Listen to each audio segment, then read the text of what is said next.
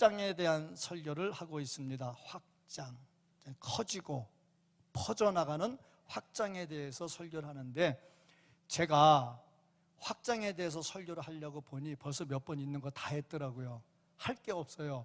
그래서 뭘 확장시킬까 그러고 봤더니 웃음을 좀 확장해야 되겠다.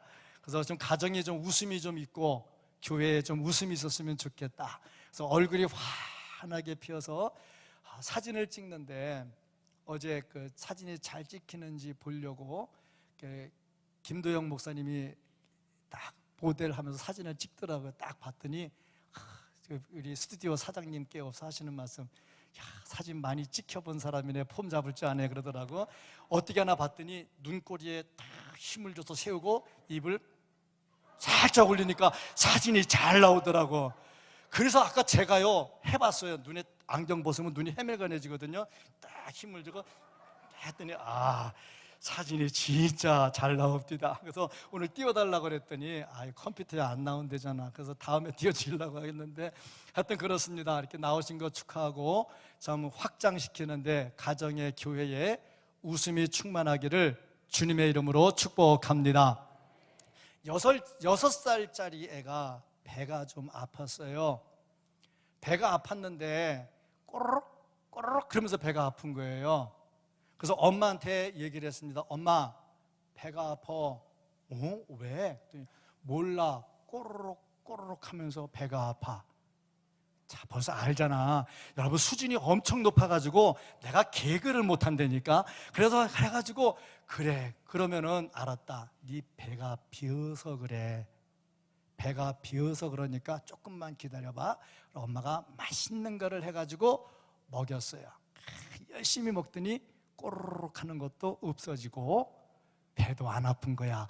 야, 우리 엄마 됐다다. 야, 어떻게 소리만 듣고도 아픈 거를 치료하냐? 그리고 좋아했어요. 근데 그날 오후에, 여기부터는 모르는 얘기일 거다 아마. 그날 오후에 목사님이 신방을 왔어요.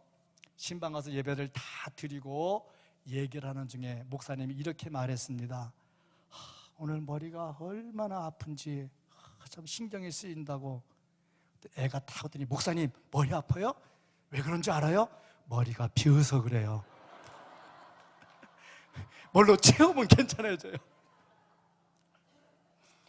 이러면 저 MBC에서 부를 만도 한데 MBC에서 안 불러, 그치? KBS에서 부를 만도 한데 안 불러.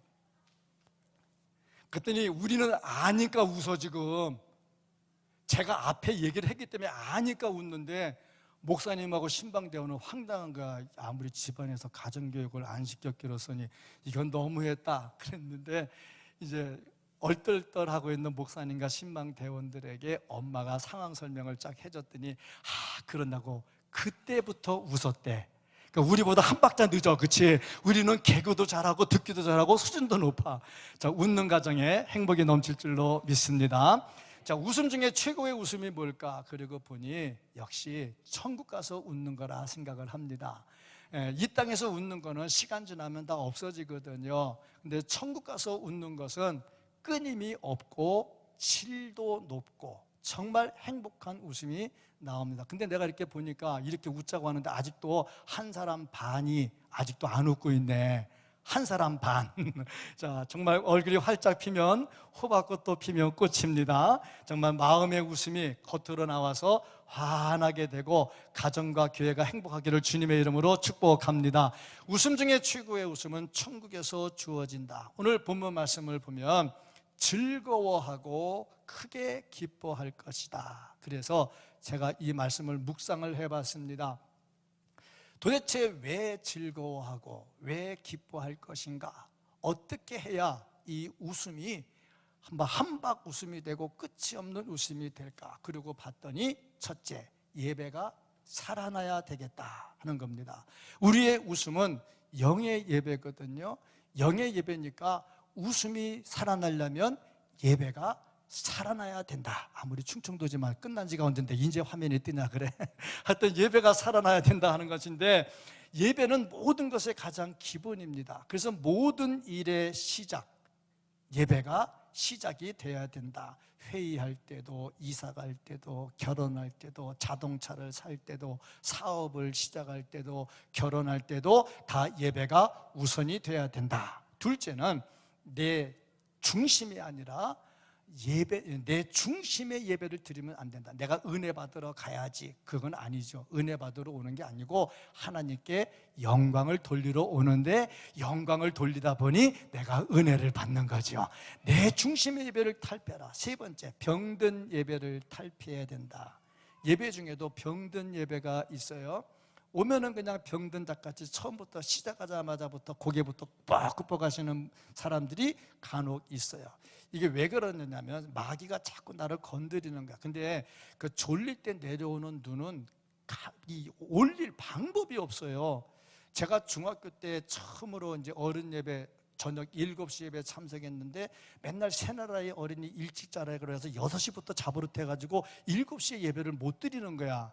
내리는데 얼마나 졸린지 여기다 안티프라민을 발랐잖아.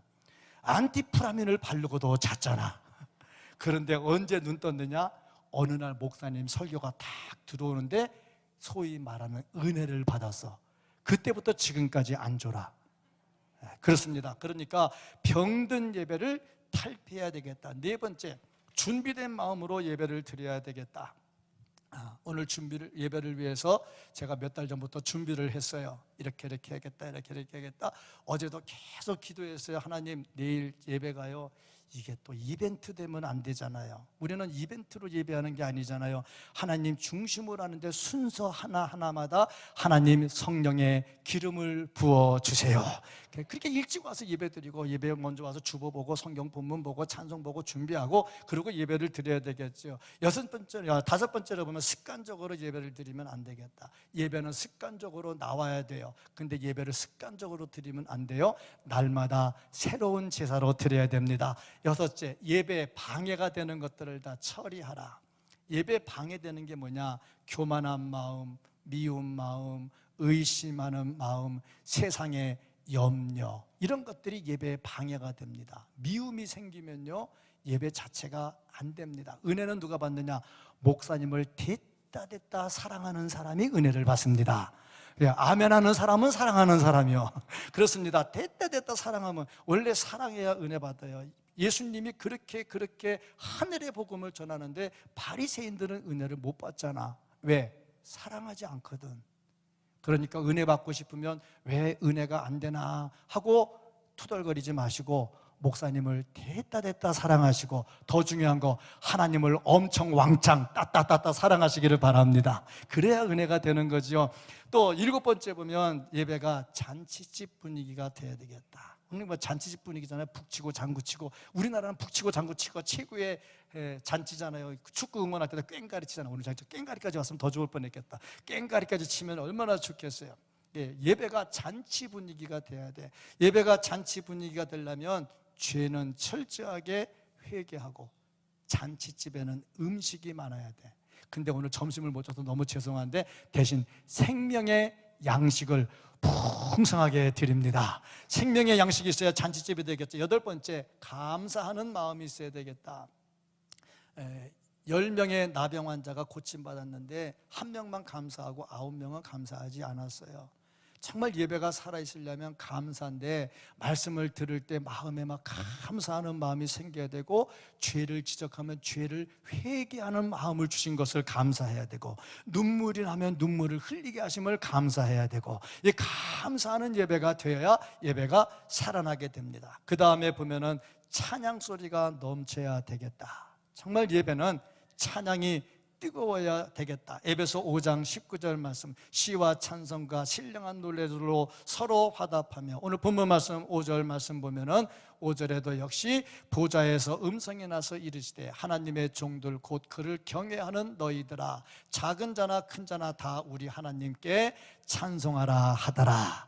작은 자나 큰 자나 찬송 소리가 끊이지 않아야 돼. 하나님이 나를 구원하신 거, 하나님이 영광스러우신 거, 우리와 함께 하시는 거, 그 하나님이 능력이 있으신 거, 그 하나님은 의로우신 거, 나를 천국 잔치로 초대해 주시는 거, 이거를 늘 찬양을 해야 되겠죠. 그 다음에 10째, 기도 소리가 넘쳐야 되겠다. 정말 예배가 살아나려면 기도가 뜨거워야 되겠다. 우리의 기도가 왜 중요하냐? 기도는 하나님께서 우리의 기도를 성령님께서 금향로에 담아가지고 하나님께 올립니다.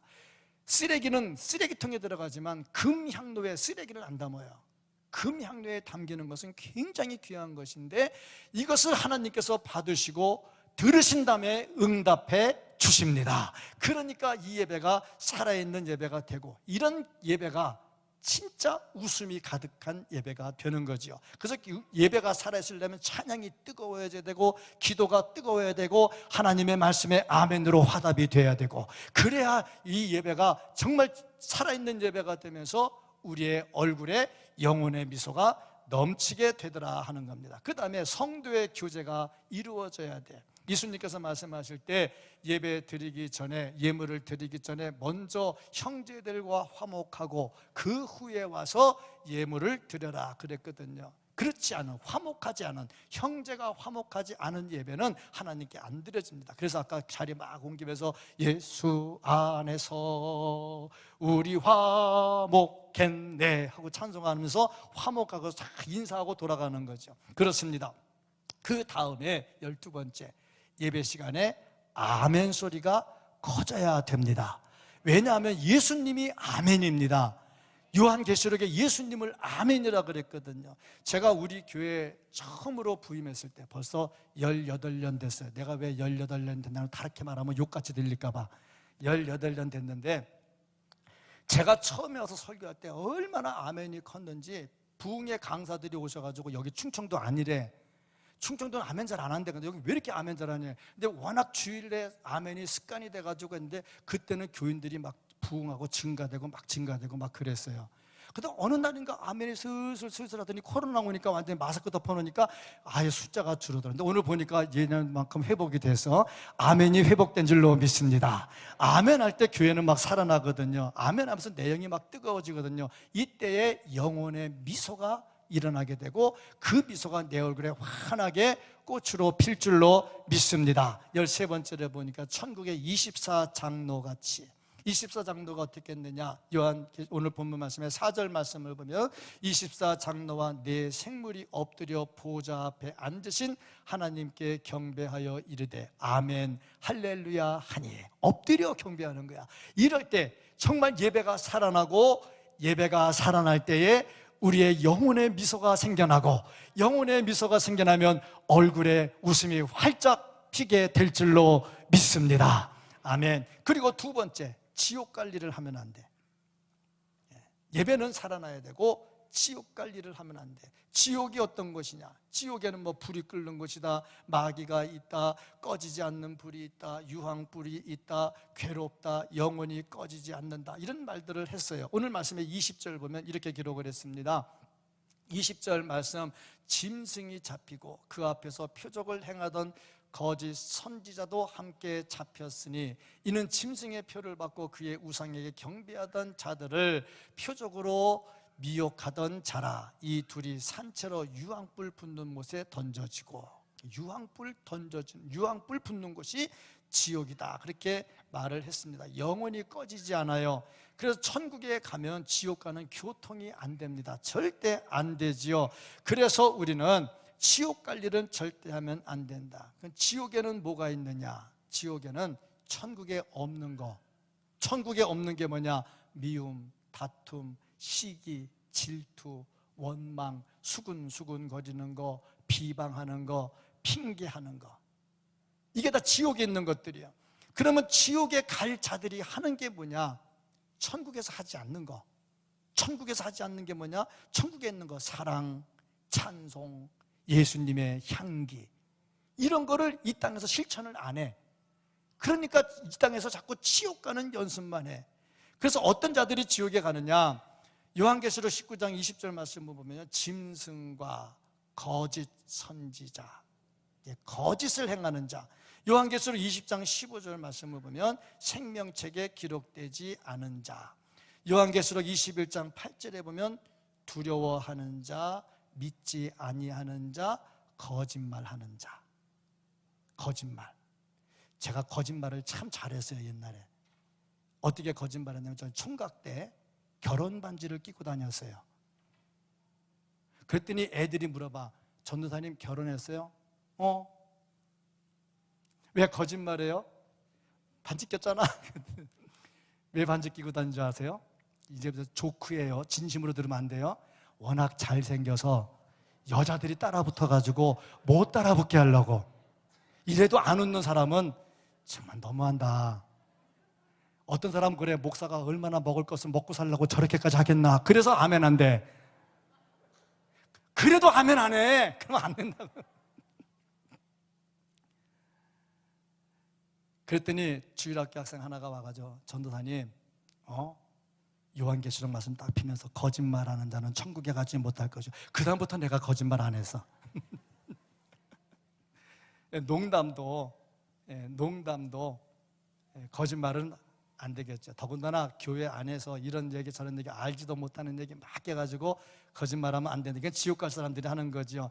정리해서 보니까 예수 안 믿고 예수님을 대적하고 이단 사설을 따라가고 우상을 숭배하고 배반하고 살인하는 자들, 오늘 본문 말씀 20절에 보면 짐승의 표를 받은 사람, 이런 사람들이 지옥에 가더라 하는 거죠. 왜 짐승의 표를 받느냐? 너무 육신적인 것만 좋아해. 그래서 이런 사람들은 웃음이 사라집니다. 교회 안에서도 정말 영혼의 미소가 나와야 되는데, 교회 안에서 영혼의 미소가 안 나오고 자꾸 이것저것 불평이 나오고 불만이 나오면 한번 생각을 해봐야, 이게 천국일인가 지옥일인가 생각을 해봐야죠. 그러면 지옥에 안 들어가려면 어떻게 해야 되느냐? 예수님을 영접해야죠. 사도행전 4장 12절, 그 다음에 16장 31절 이런 말씀 보면 예수를 믿으라, 그리하면 너와 내 집이 구원을 얻으리라 얘기하죠. 믿음에 서서 흔들리지 말아야 되고요, 교회 중심으로 살아야 되고요, 그 다음에 성령 충만을 받아야 됩니다. 그래야 얼굴에 성령께서 부어주시는 기뻐하고 즐거워하는 웃음이 넘칠 줄로 믿습니다. 자, 그러면 진짜 웃고 살려면 어떻게 해야 될까? 어린 양의 혼인잔치에 들어가야 되겠다 하는 것입니다.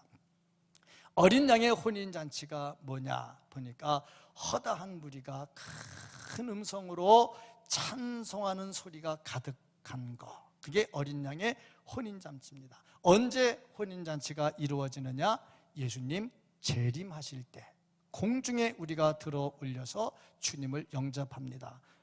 데살로니가 전서 4장 17절 말씀을 보면, 그 후에 우리 살아남은 자들도 그들과 함께 구름 속으로 끌어올려 공중에서 주를 영접하게 하시리니, 그리하여 우리가 항상 주와 함께 있으리라. 공중에 끌어올려서 주님과 함께 이루어지는데, 마지막 혼인잔치가 이루어집니다. 누가 들어가느냐? 첫째, 어린 양의 잔치에 청함을 받은 사람. 오늘 말씀 9절에도 말씀이 나와 있습니다. 둘째, 세마포 옷을 입은 사람. 예복을 입지 않으면 쫓겨납니다. 8절 말씀입니다. 8절 말씀에도 세마포 옷을 입을 것을 말씀을 하고 있어요. 그 다음에 세 번째로 흰돌을 받아 입어야 되겠다 하는 겁니다. 흰돌. 흰돌이 뭐냐? 흰돌은 예수 그리스도를 상징을 합니다. 그러니까 세마포 옷은 예수 그리스도의 옷이고, 흰돌은 예수 그리스도를 상징하지요. 그러니까 쉽게 말해서 예수 잘 믿고, 예수님 믿고, 예수님 따르고 성령 충만하면 이 사람이 어린 양의 혼인잔치에 들어가는 사람이요, 혼인잔치에 들어가려니까 얼굴에 영혼의 미소가 환하게 번지게 되는 줄로 믿습니다. 예수를 믿는 것은 기쁜 일입니다. 기쁜 일은 웃음이 가득하지요. 예배가 살아나면 웃음이 넘칩니다. 지옥 갈 일 하지 않으면 웃음이 넘칩니다. 어린 양의 혼인잔치에 들어갈 것을 사모하며 살면 웃음이 넘칩니다. 확장할 것 많이 있지만 웃음을 확장하고 천국 웃음을 이 땅에서 살고 있는 우리 모두가 될 수 있기를 예수님 이름으로 축복합니다. 아멘. 기도하겠습니다.